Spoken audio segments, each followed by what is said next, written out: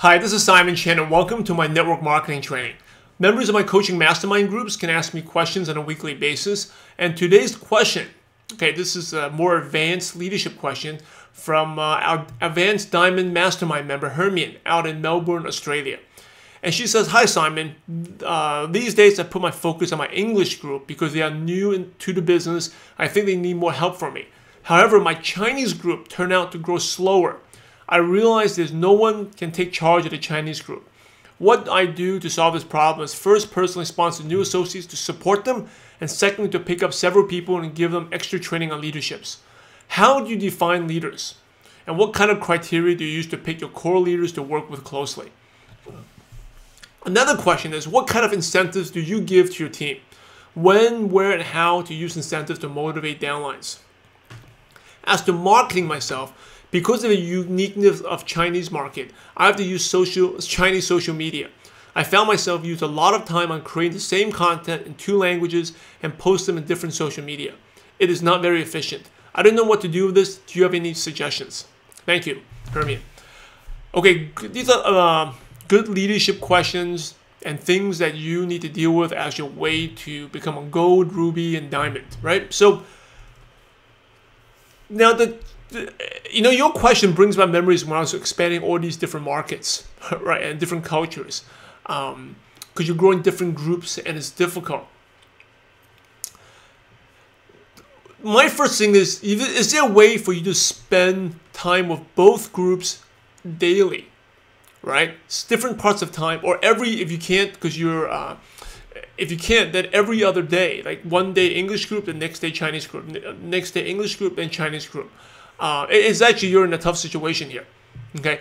Or to find a cross-line team that you can leverage with for the English group, or cross-line team you can leverage with the Chinese group, okay? But right now there's no leaders.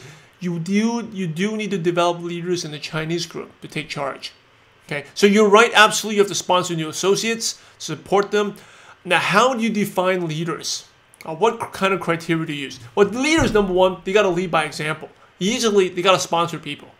If you're not sponsoring, you can't be a leader, because you got to do trainings and teach people, right? You can't teach people something they have not done. So they got to be able to sponsor.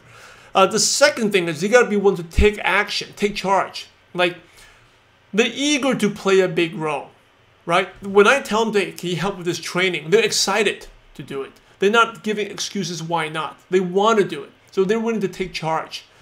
So those are immediate things that, and remember we talked about the 5% supporters and the 3% leaders. The difference is the leaders who, take action on their own. They're the ones who, hey, Kermit, I'm going to start doing my own weekly calls. I'm going to start doing my weekly trainings. I'm going to do this. You don't need to prod them along. Right now, when you bring in new distributors, it may take some time. They may need to be a supporter for a while, and you still have to do the trainings. I think right now, there's no leader. There's not like you can sponsor some people. There'll be a leader that will appear in the next month. It takes time. It may take a couple months for the leader to emerge. Okay, so you really need to still spend time with both groups, meaning do trainings, do presentations separate for both groups. Okay, you can leverage cross-line, but you're developing, you really need to spend time with them, especially the small meetings where you're spending time with them. Okay, because again, when you bring someone in, they are probably a supporter, and even if they're a leader, they need to know what to do. Telling them what to do is no good. They need to see you do it, right? You can tell people how to do the trainings, but if I told you how to do a training, you have no idea. But once you see me do one, you pick it up very quickly. They need to see you do it. So solution is not easy. You got to spend time with both of them. Sponsor people, the ones who sponsor, take action. Like I said, if you did a presentation and someone sponsored a few people, you ask them, hey, can you help me out with this presentation where you talk about the products? Do 20? I always use the example. Do 25% of it, and I'll do the rest, and I'll fill you in. If you mess up, say anything, you forget something, I'll be in the back. I'll support you. I'll make sure you won't miss out any important points. I'll fill you in, and so they will be comfortable, if they know you. So they know they're not going to screw up, right? Because you got their back. So that's what I would.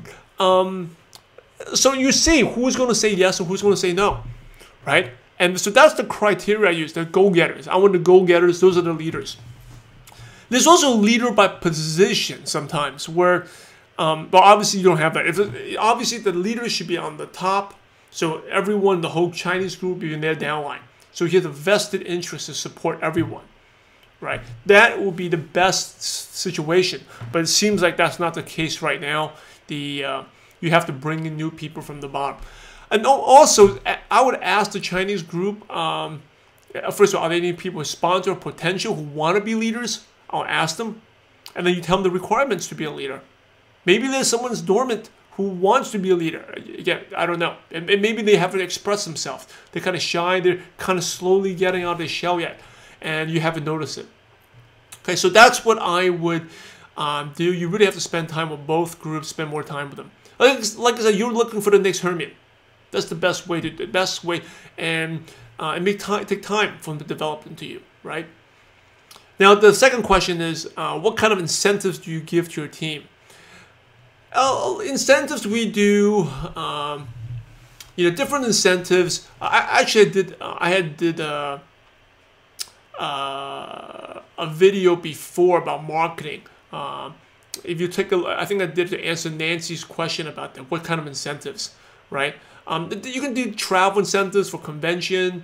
You can do incentives for, if you want to give money back, $100. But I found that the money ones haven't worked out that well. It's hard to. Some people who are not motivated, just not motivated. So it really depends. I would test it out what works for your group. Again, your audience, your team. Remember we did a training about analyzing, learning about your team, your target, right? What will get them excited? An iPad, an iPhone, what will get them excited, right? And what will they need to do? Maybe if you become a silver director, you get an iPad, right? So you can be, the best part is you can be creative and do whatever you want, travel incentives. Now, when the best time is you got to find out the cycles. When is it the down times in your business? Are there certain times when, in your years in the business, maybe certain times are more challenging, like during exam time.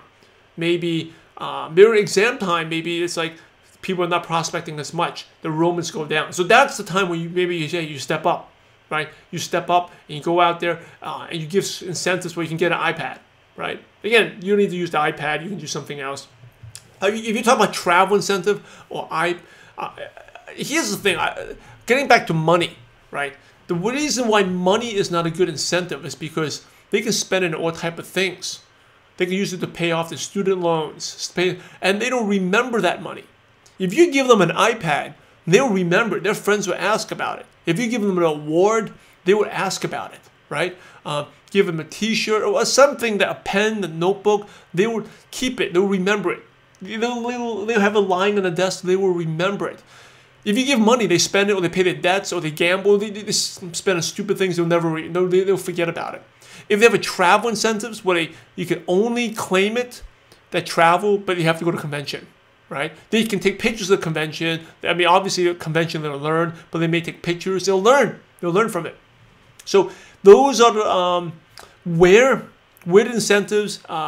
It depends. It could be anything. It could be a team retreat. It could be like I said, going to convention. How do I use to motivate them? It's all about promotions. You can do obviously you use meetings, webinars, teleconferences, emails, whatever it takes to, and the more channels you use, the better to promote them. Okay. So when I use them, I normally use them during where I need volume, where I know the volume will go down. In the U.S., we have different seasons. Like during the summer, where it's kind of slow. During Christmas time, it's kind of slow because people are shopping and doing things. So those are good times to use it. Okay. As to the last question, as to marketing yourself, because of the uniqueness of the Chinese market, I know you have to use. Takes a lot of time to do English, posting content English, and also Chinese. There's no solution. The only solution is to hire someone to do that work, right? You can probably hire someone from China. Now, that's assuming a China person can access the social media content, because a lot of stuff is closed. But maybe a student that that's not in the business, have no interest in the business, you give them some part-time pay them per hour, a flat rate, and when you post, you normally, the easiest way, you can use Hootsuite to post, right? You schedule the post and you maybe for 2 hours, because posting is actually very easy. If you, again, it's batching, right? If you do things separately takes a long time. But just sit there and just do a whole bunch of things all at once. You get them done very quickly. So maybe you can come up with the content on the weekend. You come up with 1 week's worth of content and send it to this assistant of yours. It could be a part-time student, just some side money, and have them post it. That would be the best use of your time, because your time cannot be, especially your part-time, right? You can pay someone very, very little money to do that, and your time is too valuable. Your time needs to be working on yourself, especially now. You got to work with leaders, developing a new group, right? Think about it.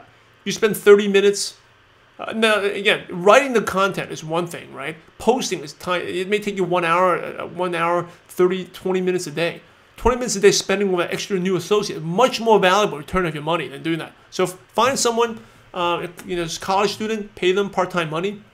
That's fair per hour, and let them do it. And so that's my advice. That would be the best thing, and give you more. You're leveraging and you're using better your time, and you can grow as a leader.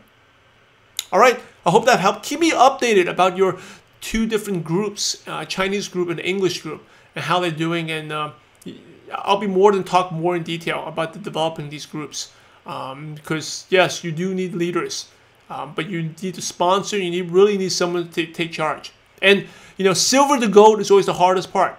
It's the hardest part because you're looking for the next hermit. That's what it is, and that's what it comes down to. This business is leadership development. It's a leadership factory. You're creating leaders, but you need to be the leader first. And as you grow, your leadership gets better. You develop leaders better as well. So keep doing what you're doing, reading, studying, and you'll get there. All right, everyone. This is Simon Chan. Thank you for watching. I'll see you guys next time.